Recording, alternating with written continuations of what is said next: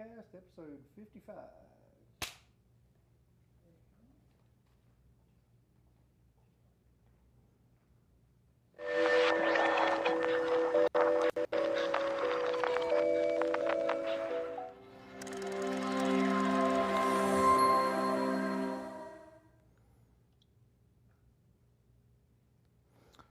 Welcome to the RIMM Podcast, episode 55. Today we got a really special guest, and our guest is from the Miami district, Felicia Brown. She's a House representative in Florida. Thank you so much for joining us today. I think we have a lot of things to learn from you today. What's going on in the South? How hard you fighting with the legislator in the House? I know there was a lot of sessions. I saw you a couple of videos over there. You're pushing, you're working hard, and make sure we are doing the best from the South. I believe everything comes from the South. A lot of import, a lot of businesses. Miami is huge, and you're representing a huge district. And I really thank you again for being our guest today. Again, tell us a little bit about yourself, and you want to do a little brief introductions. You said you've been a teacher for 20 years, and then you're also doing something special for a teacher. Please tell us a little bit more about it. So first of all, I just really want to thank you for giving me the opportunity to be on your podcast. I believe that when people know better, they do better. So anytime I get an opportunity to educate or share information, I'm always definitely willing. As you stated, my name is Felicia Robinson. I am state representative representing House District 102, which covers parts of Pembroke Pines, Okay. Miramar, and Miami Gardens. So it's South Broward and North Dade. Again, we talk being an educator. I've been at Educate County Public Schools. And when I talk about education, we know that everyone is getting ready for school to go back in. Mm-hmm. And so if you're paying attention in your community, you have a lot of back to school events that are happening. Well, I am going to actually sponsor, along with a nonprofit called the Resource Room. We're sponsoring a back to school event, but this back to school event is focusing on teachers. Nice. And we chose teachers because they're a very important component to our students' education. So we wanted to make sure that we celebrate them and motivate them to get back into this new school year. We know we're coming off of 2 years of major pandemic, and last year was the first year that they came back in person, and it was kind of difficult, maneuvering things. And so we just want to, as they begin a new start, to kind of, like I said,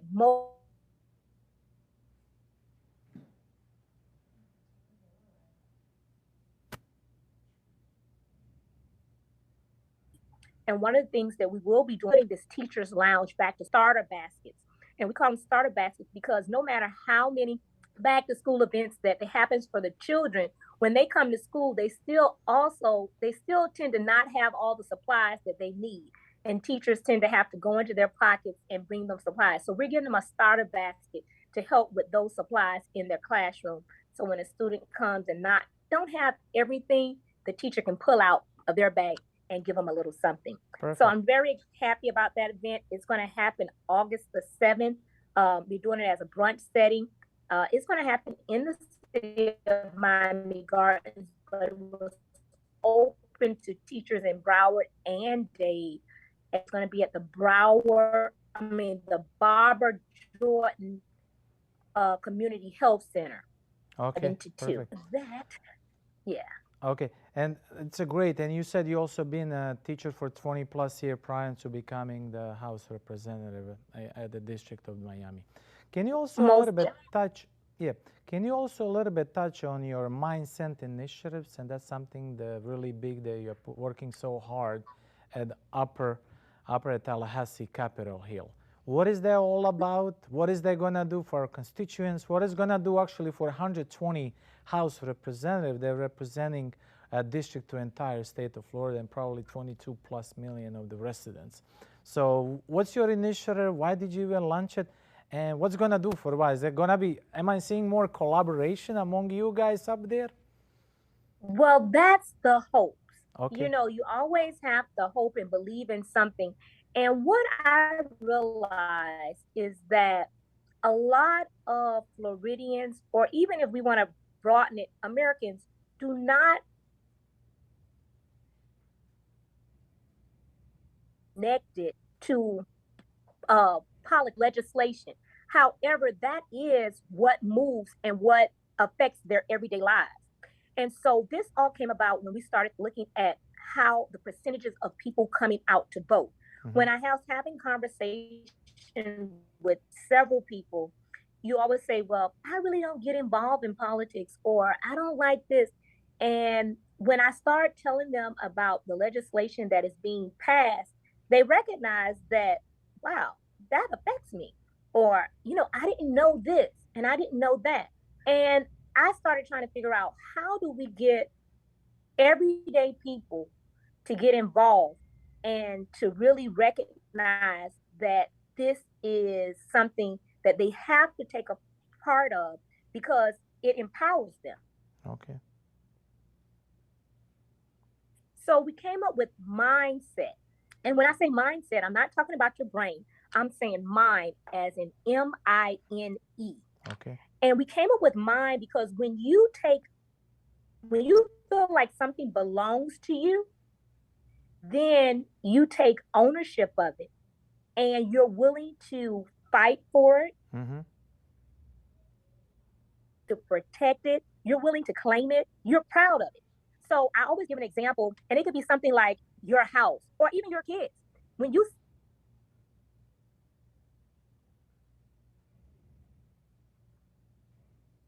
then begin to say, hey, this is the end, and so that's where we came up with the mindset, because if it's yours, then you're going to, again, it belongs to me. I deserve it. You're going to work for it. You feel like it's a part of you. You're going to engage. And that's what we need. So that's where the mindset came in.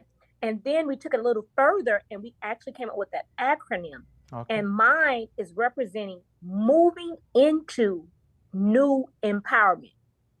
One of the things that I need people to recognize, this is the everyday person, is that being a citizen is the highest position. I'm a state representative. I was elected, but I was elected by the people. So in actuality, the people are more important. They're the most important thing. Why?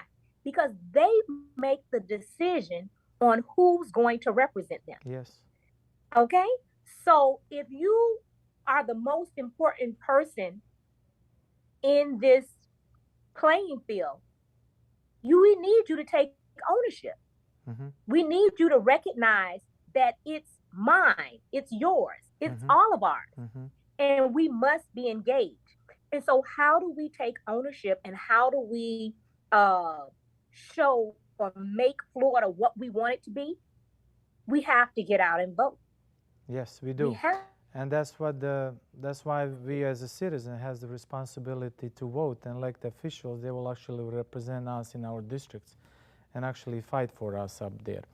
Is there any particular issue that actually you came across before you start to discovering or developing the mindset initiatives that actually hold you back when you actually joined legislative sessions and first time you went to Tallahassee as elected officials and you said, oh my gosh, this is not exactly what it is, what the regular person on a daily basis facing. We don't see what's going on behind the closed doors. When you get there, and some of them been there for years, multiple terms, and they even forget about why they are up there. And is that what all the mindset initiative is about? Because you went there, you saw it's not. I'm like, I need a collaboration on both aisles. We need to come together to have a better state. So you get it. Exactly. It's 120 representatives in the Florida House. And when we look at the numbers, a lot of times, they're not balanced. We have 78 Republicans and 42 Democrats. But my thing is, when we're looking at legislation, should that really matter? To me, it shouldn't, because we should be looking at legislation in the terms of how does it affect our constituents? Yes. Floridians. Yes. Each individual, no matter what party they are part of.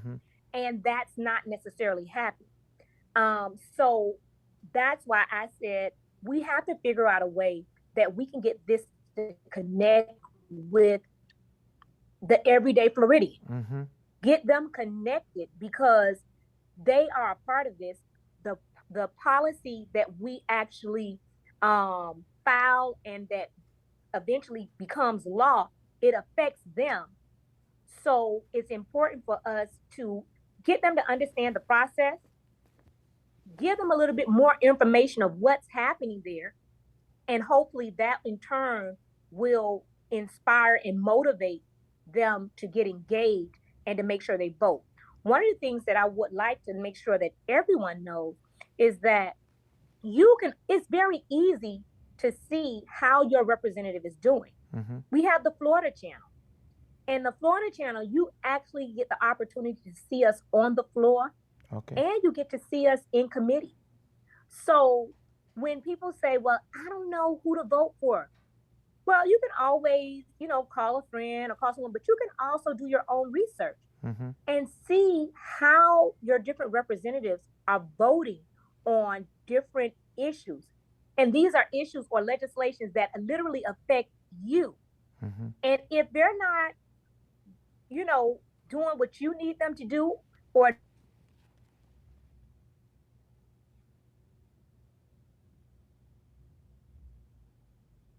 in a way that's going to help you, then and a lot of times that's what happens. But because it doesn't necessarily resonate with the party, Perfect. you So know, my they my don't necessarily vote for it. perfect. So my another question is like, because your mindset initiatives, and is really important. Is there is like particular House representatives or the constituents that are now willing or blocking even to work with you on this particular great initiative? I mean, I believe would be a great implementation because, like you said, every start from you. So if you are a founder of mine initiatives, and you are now willing and you are now open, why should I work with you? So if you are really open as you are a person now, we are willing to work. It doesn't matter what title has majority or not. You're willing to open because, like you said, you're representing your own people. So their people hire you and they vote for you to put you up there. So you're trying all the time over there and then getting to sessions, either they're open or not, or special sessions. It depends on the situation. Is there any particular, like, how's you as a representative with this mindset initiatives, are the other constituents willing to work, or they even blocking, not even listening? I just want to know a little bit more about, because you are ever there over there. Exactly. Well, at this time, everyone that I have actually shared it with, and it's still in the beginning stages of pushing it out, have been on board. It Okay. is. I have really received positive feedback, so I'm very hopeful that as more people hear about it, as we continue to work together, that this would be a success. Okay. I can't give you numbers now because really right now I haven't had any pushback Okay. on this particular initiative. So I'm very hopeful that it will be successful Okay. because I So definitely believe it's what we need. yeah, we need. I mean, just mindset is all, like you said, mine, and then you adopt it, and you become a mine and spreads across 120 plus, or 120 representatives, or even less than that. It depends who wants to accept it. So I want to get to the end of the show, and I want to. Can you do something and say as a South Miami and the South Side, or your district, what you're gonna do again for them moving forward? Because, like I said, 2022 is already over. So what you gonna do? What's your new plans for the next 2 years upcoming? So I believe that there's three major things that I'm very passionate about and that I would like to see happen. One is healthcare. Okay. So the last session in 2021, I proposed a piece of legislation that would have allowed us to actually put it on the ballot for all Floridians to vote to determine whether we were going to expand Medicaid. It Okay. they it wasn't heard. Go through committee. I do truly believe that everyone deserves to be healthy. Yes. And one of the ways that you do that is to make sure that they have health care. And I don't think that it should be left up to the 120 House representatives or the senators. I think that the people should decide that. Okay. So I'm hoping that we can get that on the ballot, that, I can push that bill and get that on the ballot. And then Floridians can actually decide on whether that's something we want to do as a state or not. As we came off this last 2 years of the pandemic, we realized that our healthcare system is very, very important. Mm-hmm.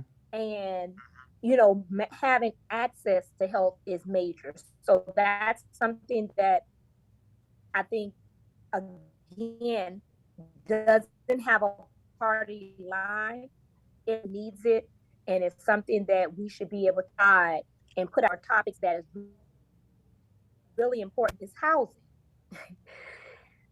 Here in Florida, our housing market is off the charts. Yes. And we have to figure out a way to address that. So looking at that, I know these last 2 sessions, we've done some things with the Sadowski Fund. Mm-hmm. I think that we may need to go back and revisit, some of the things there. And then one of the things that I have been pushing, and they just closed the registration on last Saturday, but we had received billions of dollars from the federal government to assist with your housing assistance fund. Okay. And I know we have over 20,000 people that have applied, but they have only funded probably about a good 8,000. So I'm keeping my eye on that to make sure that as many people that gets approved, because we want to make sure that Floridians have a safe place to live. Yes. And that they can stay and keep their homes. So that's another issue. And then I would say the last thing that also has to do with housing, but it's on the insurance side. Mm-hmm. We know that one of our special sessions dealt with property insurance. Okay. And we did something, but for me, I believe that it helped the insurance companies a little bit more than it helped the actual Floridians. So one of the things that I would like to do is for us to take another look at property insurance. Okay. And see how we can make it a little bit more transparent and more accessible to a lot of people, more helpful to the everyday things that I'm very passionate about and that I want to focus on to ensure that the Floridians have the right quality. Perfect. I believe that all Floridians deserve the freedom to be healthy, prosperous, and safe. That's it. I really wanted to end up this. It was such a blissful conversation, really educational. We really appreciate you, House Representative or Representative of the state of Florida, Felicia Brown, coming to our show, sharing your ideas, sharing your mindset initiatives. We're not just here in Orlando, Miami, but down way on the road. I believe together we can care and share within a community. We really thank you in advance for coming on the show, sharing I know how busy you are, being a teacher. Thank you for everything what you do, and thank you so much for coming on our show. And next time when I'm in Miami, I'll definitely give you a call so I'll stop by to your office. Well, I look forward to it. And thank you for the invitation.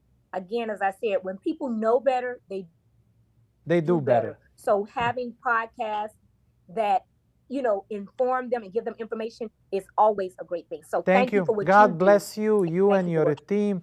Keep doing what you're doing, and next time when I'm in Miami, I'll definitely give you a buzz so we can call. Thank you. This is the RIMM Podcast, episode 55. Our special guest is Felicia Robinson, Florida House Representative from District 102.